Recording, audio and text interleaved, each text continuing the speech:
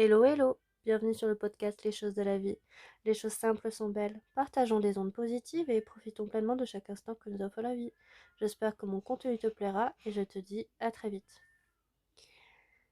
Tu l'as déjà ressenti, ce pincement dans la poitrine, ce malaise quand ton partenaire parle de quelqu'un d'autre, cette envie que ça ne marche pas trop bien pour quelqu'un que tu connais? La jalousie, on en a honte. On essaie de la cacher. On se dit qu'on est mesquin, petit, insuffisant. Mais si la jalousie était avant tout une information, un signal que quelque chose en nous mérite attention. Aujourd'hui, on ne juge pas la jalousie, on la comprend et on apprend à l'écouter autrement.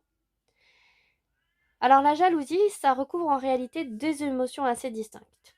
Il y a la jalousie romantique, la peur de perdre quelqu'un qu'on aime au profit d'un tiers.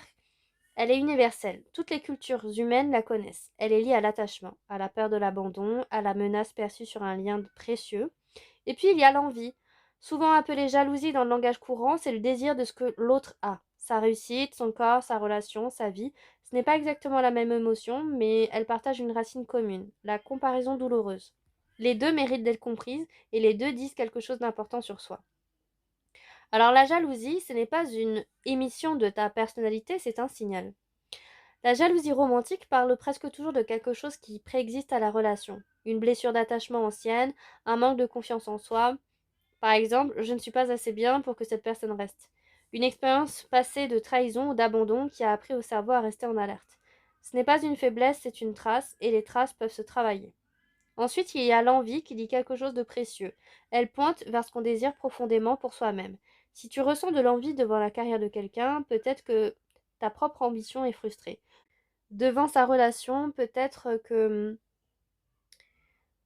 tu aspires à quelque chose que tu n'oses pas demander. Et devant son style de vie, peut-être qu'une part de toi veut autre chose que ce que tu vis.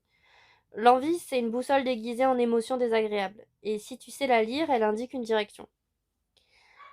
Ressentir de la jalousie, c'est humain, et agir sous son emprise, c'est autre chose. La jalousie romantique qui devient contrôlante, vérifier le téléphone, surveiller les interactions, interroger, accuser, c'est destructeur. Pour l'autre, qui perd sa liberté, et pour soi, qui vit dans un état d'anxiété permanent. Elle ne protège pas la relation, elle l'étouffe. Et l'envie qui se transforme en ressentiment, vouloir que l'autre échoue plutôt que de réussir soi-même, c'est également un piège. Elle consume l'énergie sans rien construire. Le signal est utile, l'action impulsive qui en découle rarement. Alors comment travailler concrètement sur sa jalousie? Tout d'abord, la nommer et accueillir l'émotion. Avant tout, reconnaître je ressens de la jalousie, pas je suis jalouse. Je ressens. La nuance est importante. L'émotion me traverse et elle ne me définit pas. Accueillir l'émotion sans agir immédiatement dessus, observer ce qu'elle fait dans le corps, où est-ce qu'elle se loge, quelle forme elle prend. Ce moment de pause entre le ressenti et la réaction, c'est l'espace de toute la liberté. Ensuite, il faut remonter à la source. Demande-toi de quoi ai-je vraiment peur ici? Pas la réponse de surface, la peur profonde. Dis-toi, j'ai peur qu'il préfère quelqu'un d'autre parce que je ne suis pas suffisant, suffisante. J'ai peur que sa réussite me rappelle mes propres ambitions non réalisées. En fait, cette question fait descendre de la réaction à la blessure et c'est la blessure qui a besoin d'attention. C'est pas la personne qui a déclenché la jalousie. Ensuite, il faut communiquer plutôt que retenir ou exploser. Dans une relation, la jalousie non dite s'accumule et explose. La jalousie exprimée avec violence blesse et éloigne. La voie du milieu, c'est exprimer la vulnérabilité derrière la jalousie. Pas un tu passes trop de temps avec cette personne, mais plutôt quand tu fais ça, je me sens mise de côté et j'ai besoin d'être rassurée. C'est une conversation sur soi, pas une accusation vers l'autre et c'est infiniment plus efficace. Il y a aussi le fait de transformer l'envie en action. Face à l'envie, demande qu'est-ce que ça m'apprend sur ce que je veux moi? Et ensuite, qu'est-ce que je peux faire concrètement pour aller dans cette direction? L'envie devient moteur. Elle cesse d'être un poison et devient un GPS. C'est un des retournements les plus puissants qu'on puisse faire avec une émotion difficile.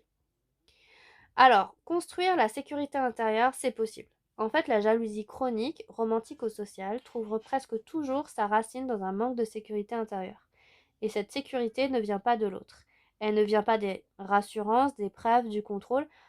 Elle se construit en soi, par la connaissance de soi, par le travail sur l'estime, parfois par un accompagnement thérapeutique.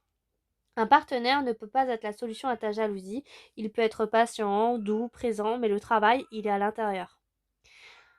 Et donc la prochaine fois que tu ressens de la jalousie, avant de l'exprimer, avant de la réprimer, pose-toi une seule question. De quoi est-ce que cette émotion essaie de me parler? Écoute la réponse, elle sait des choses sur toi que tu n'as peut-être pas encore voulu entendre. Je te remercie de m'avoir écouté. Je te dis à très vite pour un nouveau podcast. Et en attendant, prends bien soin de toi.